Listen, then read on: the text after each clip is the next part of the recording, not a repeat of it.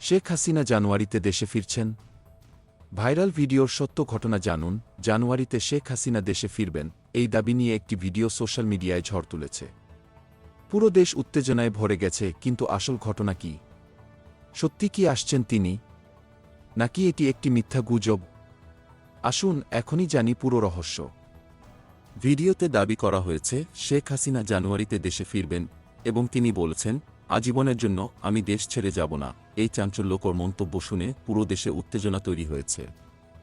তবে তথ্য যাচাইকারী প্রতিষ্ঠান রিউমার স্ক্যানার জানাচ্ছে, ভিডিওটি আসলে পুরনো এবং বর্তমানে ঘটমান কোনো ঘটনাকে নির্দেশ করছে না। ভিডিওতে দেখা যাচ্ছে ২০২৪ সালের ৫ আগস্ট শেখ হাসিনা ভারতে পালানোর আগে একটি ভাষণ রেকর্ড করতে চেয়েছিলেন, কিন্তু ছাত্রদের জন্য সেটা সম্ভব হয়নি। পরবর্তীতে ভারতে গিয়ে ৬ আগস্ট তিনি একটি ভিডিও বার্তা শেয়ার করেন, যেখানে তিনি বলেন, সাময়িক সময়ের জন্য আমি দেশ ছেড়েছি, আজীবনের জন্য নয়। আমি যা হারিয়েছি তার সব কিছুর হিসাব নেব। এটি আমার বাবার দেশ, এটি আমার হাতে গড়া বাংলাদেশ। আমি কখনো এভাবে ছেড়ে দেব না।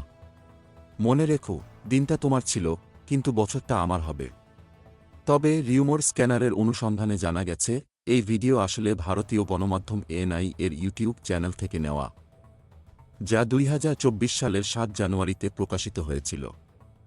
ভিডিওটির শিরোনাম ছিল ইন্ডিয়া's ট্রাস্টেড ফ্রেন্ড, বাংলাদেশ পন শেখ হাসিনা ওয়াজ ইন্ডিয়া's রোল ডিউরিং ৭১-এর মুক্তিযুদ্ধ।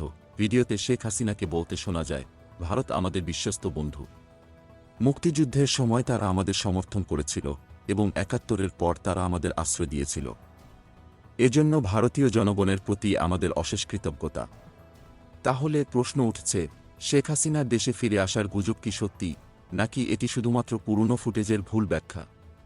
ভিডিওটি কি কিছু বড় ঘটনা ঘটানোর পূর্বাভাস, নাকি এটি একান্তই একটি ভুল বোঝাবুঝি?